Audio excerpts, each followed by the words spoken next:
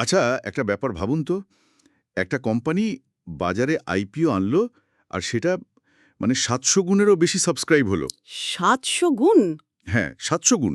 মানে যতগুলো শেয়ার বিক্রির জন্য ছিল, তার চেয়ে ৭০০ গুণ বেশি আবেদন জমা পড়েছে। অবিশ্বাস্য। প্রশ্নটা হলো কেন? মানে কি এমন আছে এই কোম্পানির মধ্যে যা বিনিয়োগকারীদের এতটা টানছে? আজ আমরা এই ব্যাপারটারই গভীরে যাব। একদম। আমরা যে কোম্পানিটা নিয়ে কথা বলতে বসেছি, তার নাম টেকডি সাইবার সিকিউরিটি লিমিটেড। হুম। ভারতের একটা আম, খুব দ্রুত বেড়ে চলা সাইবার সিকিউরিটি কোম্পানি। আর আমাদের হাতে আছে তাদের সাম্প্রতিক একটা আর্নিংস কলের ট্রান্সক্রিপ্ট, মানে একেবারে ভেতরের খবর। ঠিক। আমাদের লক্ষ্য হলো এই সাফল্যের পেছনের আসল কারণগুলো, মানে কৌশলটা খুঁজে বের করা। দারুণ। তাহলে চলুন শুরু করা যাক। প্রথমেই কিছু সংখ্যা দিয়ে শুরু করি, যা মানে বেশ চমকে দেওয়ার মতো। হুম। আর্নিংস কল অনুযায়ী গত বছরের তুলনায় এই বছরের প্রথম ৬ মাসে কোম্পানির আয় বেড়েছে ৪১%। আর লাভ বেড়েছে প্রায় ৪৯%। মোট আয় হয়েছে ১৮ কোটি টাকারও বেশি। এই সংখ্যাগুলো অবশ্যই আকর্ষণীয়। হ্যাঁ, কিন্তু আমার কাছে তার চেয়েও বেশি ইন্টারেস্টিং হলো অন্য দুটো সংখ্যা। আচ্ছা। তাদের গ্রাহক ধরে রাখার হার, মানে কাস্টমার রিটেনশন রেট ৯৫%। বাহ। আর নেট প্রমোটার স্কোর বা এনপিএস সেটাও ৯৫-এর বেশি। ১ মিনিট। এই নেট প্রমোটার স্কোর বা এনপিএস, এই জিনিসটা ঠিক কি? এটা কিভাবে কাজ করে? খুব ভালো প্রশ্ন। মানে সহজ কথায় যদি বলি, এনপিএস হলো গ্রাহকরা কতটা খুশি সেটা মাপার একটা উপায়। আচ্ছা। গ্রাহকদের শুধু জিজ্ঞাসা করা হয় তারা এই কোম্পানির পরিষেবা অন্যদের কাছে সুপারিশ করবে কিনা। ৯৫-এর বেশি স্কোর মানে হলো প্রায় সব গ্রাহকই এতটাই খুশি যে তারা নিজেরা তো থাকছেই, অন্যদেরও এখানে আসতে বলছে। তার মানে এটা একরকম মুখের কথার বিজ্ঞাপন। একদম। আর সাইবার সিকিউরিটির জগতে যেখানে বিশ্বাসটাই আসল, সেখানে এই বিষয়টা যে কোনো বিজ্ঞাপনের চেয়েও অনেক বেশি শক্তিশালী। বোঝা যাচ্ছে তাদের ভিতটা খুব মজবুত। কিন্তু এই যে এত দ্রুত ব্যবসা বাড়ছে, এর জন্য তো প্রচুর দক্ষ লোক দরকার। আমরা তো সারাক্ষণই শুনি যে ভারতে সাইবার সিকিউরিটি বিশেষজ্ঞের বিরাট অভাব। ঠিক এখানেই কেকডির আসল চমকটা। সাধারণত আমরা কি শুনি, কোম্পানিগুলো প্রতিভার অভাবে ভুগছে। রাইট, ট্যালেন্ট খুঁজে পাওয়া যাচ্ছে না। কিন্তু এরা সেই অভাবটাকেই একটা ব্যবসায়িক মডেলে পরিণত করেছে। মানে এটা শুধু সমস্যার সমাধান করা নয়, সমস্যাটাকেই লাভে পরিণত করা। বাহ, এটা তো খুব ইন্টারেস্টিং লাগছে শুনতে। কিভাবে করছে তারা এটা? তারা একটা মডেল তৈরি করেছে যার নাম দিয়েছে ট্যালেন্ট ফ্যাক্টরি। Talent factory. হ্যাঁ, ব্যাপারটা বেশ সহজ কিন্তু খুবই কার্যকর। ভারতের বিভিন্ন নামকরা কলেজের সাথে তারা চুক্তি করেছে। সেখানে তারা সাইবার সিকিউরিটির ওপর স্নাতক আর স্নাতকোত্তর ডিগ্রি প্রোগ্রাম চালায়। ও আচ্ছা। ছাত্রছাত্রীরা যখন পড়াশোনা করে তখন থেকেই তারা টেকডির লাইভ প্রজেক্টে কাজ করার সুযোগ পায়, মানে বাস্তব অভিজ্ঞতা অর্জন করে। তার মানে পড়াশোনা শেষ করার আগেই তারা হাতে কলমে কাজ শিখে যাচ্ছে। ঠিক তাই। এর ফলে বেশ কয়েকটি দারুণ সুবিধা হয়। প্রথমত, কোম্পানির নিজেদের জন্য প্রশিক্ষিত পেশাদারদের একটা অফুরন্ত যোগান তৈরি হয়ে যায়। বাইরে থেকে লোক খুঁজতে হয় না। একদম। নতুন করে ট্রেনিং দেওয়ার বিশাল খরচ আর সময় দুটোই বেঁচে যায়। আর্নিংস কলে তাদের সিইও একটা দারুণ উদাহরণ দিয়েছেন। কি রকম? যেখানে অন্য কোম্পানিগুলোর একজন নতুন গ্রাহককে পরিষেবা দেওয়া শুরু করতে প্রায় ৩০ দিন লেগে যায়, সেখানে টেকডি মাত্র ৫ দিনে করে ফেলে। মাত্র ৫ দিনে? হ্যাঁ, কারণ তাদের কাছে সবসময় প্রশিক্ষিত লোক তৈরি থাকে। এটা তো একটা বিরাট প্রতিযোগিতামূলক সুবিধা। কিন্তু আমার একটা প্রশ্ন আছে। বলুন। এটা শুনতে দারুণ লাগছে, কিন্তু এর কোনো ঝুঁকি নেই? মানে নিজেদের তৈরি করা বিশেষজ্ঞদের মান কি বাজারের সেরা বিশেষজ্ঞদের সমান হয়? নাকি এটা মূলত খরচ কমানোর একটা উপায়? এটা খুবই গুরুত্বপূর্ণ একটা প্রশ্ন। দেখুন, যেহেতু ছাত্রছাত্রীরা প্রথম থেকেই তাদের সিনিয়র বিশেষজ্ঞদের তত্ত্বাবধানে লাইভ প্রজেক্টে কাজ করে, তাদের শিক্ষাটা শুধু বইয়ের পাতায় আটকে থাকে না, একেবারে প্রায়োগিক হয়ে ওঠে। হুম। আর শুধু তাই নয়, এই ট্যালেন্ট ফ্যাক্টরি মডেলটা তাদের জন্য একটা আলাদা আয়ের উৎসও বটে। সেটাও আবার কিভাবে? বিশ্ববিদ্যালয়গুলো এই প্রোগ্রামগুলো চালানোর জন্য টেকডিকে একটা অংশ দেয়। সুতরাং তারা লোক তৈরি করার জন্য টাকা পাচ্ছে, আবার সেই লোককে দিয়ে নিজেদের ব্যবসাও চালাচ্ছে। দারুণ একটা চক্র। হ্যাঁ, এটা একটা চক্র যা তাদের ব্যবসাকে ক্রমাগত এগিয়ে নিয়ে যাচ্ছে। তাহলে বোঝা গেল তাদের লোকবলের যোগান কোথা থেকে আসছে, কিন্তু এই লোকবল দিয়ে তারা ঠিক কী ধরনের পরিষেবা বিক্রি করছে, মানে তাদের মূল ব্যবসাটা ঠিক কী? তাদের প্রধানত ৩ ধরনের পরিষেবা আছে। কিছু টেকনিক্যাল শব্দ আসবে, আমি সহজ করে বলার চেষ্টা করছি। হ্যাঁ প্লিজ। এই ভিএপিটি, এসওসি, এমএসএসপি এই শব্দগুলো তো আমরা প্রায়ই শুনি, কিন্তু সাধারণ মানুষের জন্য এর মানেটা কি যদি একটু বুঝিয়ে দেন। অবশ্যই। প্রথমটা হলো VAPT। পুরো কথাটা হলো vulnerability assessment and penetration testing. বাবারে। সহজ কথায় এটা একটা এথিক্যাল হ্যাকিং। আমাদের টিম গ্রাহকের সিস্টেমে আইনিভাবে ঢোকার চেষ্টা করে আর দেখে কোথায় কোথায় দুর্বলতা আছে। আচ্ছা, মানে চোর ঢোকার আগে নিজেরাই চোর সেজে দেখে নেওয়া যে বাড়ির কোন দরজা জানলা দুর্বল। একদম নিখুঁত উদাহরণ। আসল হ্যাকাররা আক্রমণ করার আগেই তারা সব ঠিক করে দেয়। বুঝেছি। আর দ্বিতীয়টা এসওসি। দ্বিতীয়টা হলো SOC বা সিকিউরিটি অপারেশন সেন্টার। এটাকে ভাবতে পারেন একটা ডিজিটাল কন্ট্রোল রুম বা সিসিটিভি মনিটরিং রুমের মতো, আচ্ছা। যেখানে আমাদের বিশেষজ্ঞরা ২৪ ঘন্টা সপ্তাহের ৭ দিন গ্রাহকের পুরো ডিজিটাল নেটওয়ার্কের উপর নজর রাখেন। কোনো সন্দেহজনক কিছু দেখলেই সঙ্গে সঙ্গে ব্যবস্থা নেন। আর তৃতীয়টা? MSSE MSSP মানে হল ম্যানেজড সিকিউরিটি সার্ভিস প্রোভাইডার। এটা হলো সবচেয়ে উঁচু স্তরের পরিষেবা। এক্ষেত্রে টেক-ডি গ্রাহকের সম্পূর্ণ সাইবার সিকিউরিটি বিভাগের দায়িত্বটাই নিয়ে নেয়। আসল কৌশল তো শুধুই পরিষেবাগুলো বিক্রি করা নয়, তাই না? আর্নিংস কলে তারা বার্ষিক চুক্তির ওপর খুব জোর দিচ্ছিল। ঠিক ধরেছেন। এখানেই তাদের ব্যবসার মডেলের বুদ্ধিমত্তা। তারা এককালীন অডিট বা একবারের জন্য ভিএপিটি বিক্রি করে থেমে থাকে না। তাদের লক্ষ্যটা কি তাহলে? তাদের লক্ষ্য থাকে গ্রাহককে বার্ষিক চুক্তিতে নিয়ে আসা।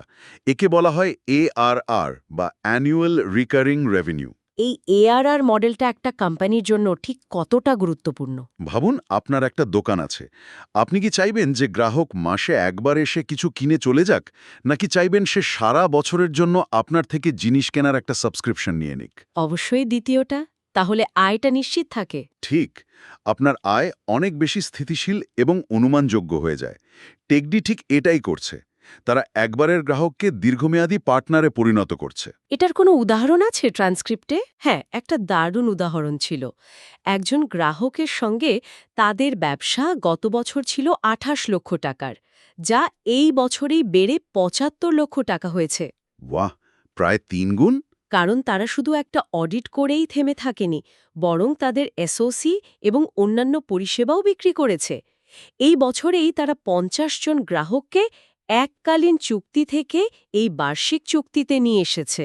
আর বিনিয়োগকারীরা তো এই স্থিতিশীল আয় খুব পছন্দ করে, তাই না? একদম। কারণ এটা কোম্পানির ভবিষ্যতের একটা স্পষ্ট ছবি দেয়। এটা শুধু পরিষেবা বিক্রি নয়, এটা একটা সম্পর্ক তৈরি করা।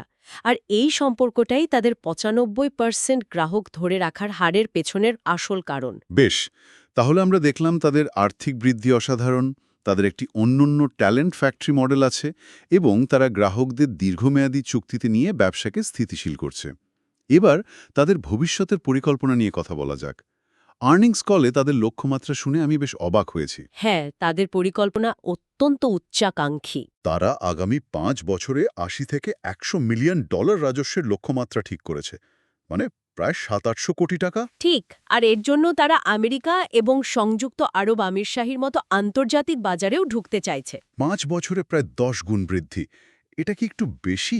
মানে উচ্চাকাঙ্ক্ষী মনে হচ্ছে না, বিশেষ করে আমেরিকার মতো কঠিন আর প্রতিযোগিতামূলক বাজারে? প্রশ্নটা খুবই যুক্তিসঙ্গত।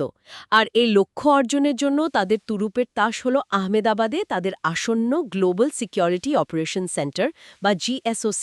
জিএসওসি? হ্যাঁ, আর আমার মতে এই প্রকল্পটা একটা সত্যিকারের গেম চেঞ্জার হতে চলেছে। কেন? এটা কি শুধু একটা বড় অফিস? না না, কারণ এটা শুধু একটা সাধারণ আইটি সিকিউরিটি সেন্টার নয়। সাধারণ নয় মানে?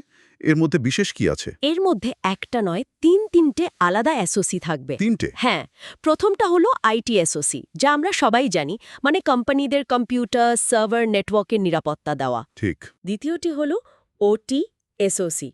ওটি মানে অপারেশনাল টেকনোলজি।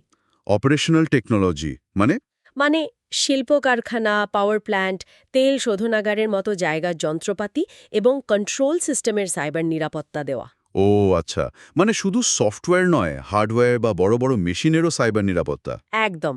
আর তৃতীয়টি হল ভারতে প্রথম ভেহিকল এসওসি। 1 মিনিট, গাড়ির জন্য আলাদা সিকিউরিটি সেন্টার? হ্যাঁ, যা চালকবিহীন গাড়ি, ড্রোন এবং অন্যান্য ইন্টারনেট সংযুক্ত যানবাহনের নিরাপত্তা পর্যবেক্ষণ করবে। আমি তো এতদিন শুধু ওয়েবসাইট বা নেটওয়ার্ক হ্যাকিংয়ের কথা ভেবেছি।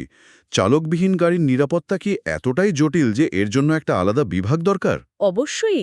ভাবুন তো, একটা চালকবিহীন গাড়ির সিস্টেম যদি হ্যাক হয়ে যায়, তাহলে কি হতে পারে? ভয়ঙ্কর ব্যাপার। শুধু ডেটা চুরি নয়, সরাসরি মানুষের জীবনের ঝুঁকি থাকে। আগামী দিনে যখন রাস্তায় লক্ষ লক্ষ স্বয়ংক্রিয় গাড়ি চলবে, তাদের নিরাপত্তা একটা বিশাল বড় শিল্প হয়ে দাঁড়াবে। টেকডি এখন থেকেই সেই ভবিষ্যতের জন্য নিজেদের তৈরি করছে। এটা একটা অত্যন্ত দূরদর্শী পদক্ষেপ, সত্যিই তাই। হুম। আচ্ছা, এই জিএসওসিতে নাকি গ্রাহকদের জন্য বিশেষ কিছু থাকছে? হ্যাঁ, এবং এটা একটা অসাধারণ বিপণন কৌশল। এই জিএসওসিতে একটি এক্সপিরিয়েন্স জোন থাকবে। Experience zone? এটাকে একটা ফ্লাইট সিমুলেটরের মতো ভাবতে পারেন, তবে পাইলটদের জন্য নয়, কোম্পানির সিইওদের জন্য। ধরুন কোনো বিদ্যুৎ উৎপাদনকারী কোম্পানির সিইও সেখানে গেলেন। তিনি লাইভ সিমুলেশনে দেখতে পারবেন যে হ্যাকার্সরা কিভাবে তার পাওয়ার প্ল্যান্টের কন্ট্রোল সিস্টেম হ্যাক করে পুরো শহরে বিদ্যুৎ সরবরাহ বন্ধ করে দিতে পারে। সর্বনাশ! এবং তারপরেই টেকডি তাকে দেখাবে যে তাদের ওটি এসওসি কিভাবে এই ধরনের আক্রমণকে আটকাতে পারে। মুখে হাজারটা কথা বলার চেয়ে এই ধরনের একটা লাইভ ডেমো অনেক বেশি প্রভাবশালী। একদম। এটা গ্রাহককে সমস্যার গভীরতা এবং সমাধানের প্রয়োজনীয়তা দুটোই চোখে আঙুল দিয়ে দেখিয়ে দেয়। এটা সত্যিই একটা শক্তিশালী আইডিয়া। তাহলে ভবিষ্যৎ পরিকল্পনার মধ্যে পরিষেবা সম্প্রসারণ এবং একটা অভিনব বিপণন কৌশল তো দেখলাম, আর কিছু? হ্যাঁ, আরও একটা গুরুত্বপূর্ণ দিক আছে। তারা শুধুমাত্র পরিষেবাতেই সীমাবদ্ধ থাকতে চায় না।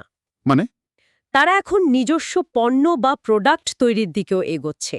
যেমন তারা কৃত্রিম বুদ্ধিমত্তা বা এআই চালিত একটি থ্রেট ইন্টেলিজেন্স প্ল্যাটফর্ম তৈরি করছে। এর সুবিধা কি? এর দুটো বড় সুবিধা। প্রথমত, এর ফলে অন্য কোম্পানির তৈরি সফটওয়্যারের ওপর তাদের নির্ভরতা কমবে। যার ফলে খরচ কমবে আর লাভ বাড়বে। ঠিক। আর দ্বিতীয়ত, একটি সফল প্রোডাক্ট তৈরি করতে পারলে সেটাকে সারা বিশ্বে লক্ষ লক্ষ গ্রাহকের কাছে বিক্রি করা যায়।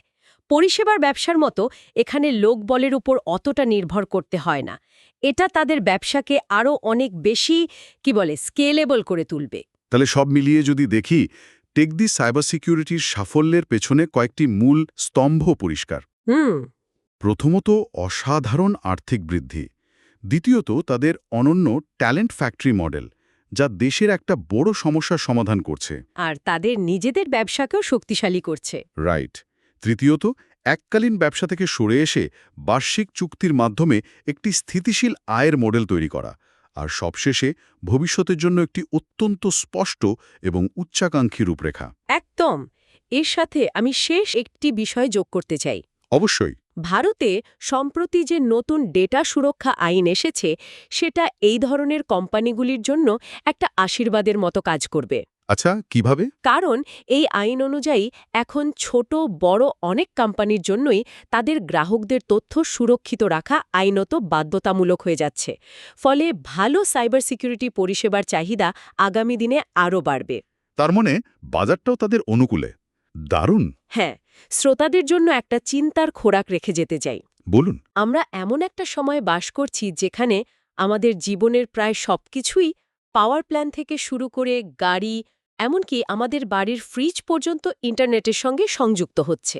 এই পরিস্থিতিতে সাইবার সিকিউরিটি আর শুধুমাত্র একটা আইটি বিভাগের খরচ থাকছে না, বরং যে কোনো ব্যবসার টিকে থাকার জন্য একটি মৌলিক প্রয়োজনে পরিণত হচ্ছে। কথাটা সত্যি।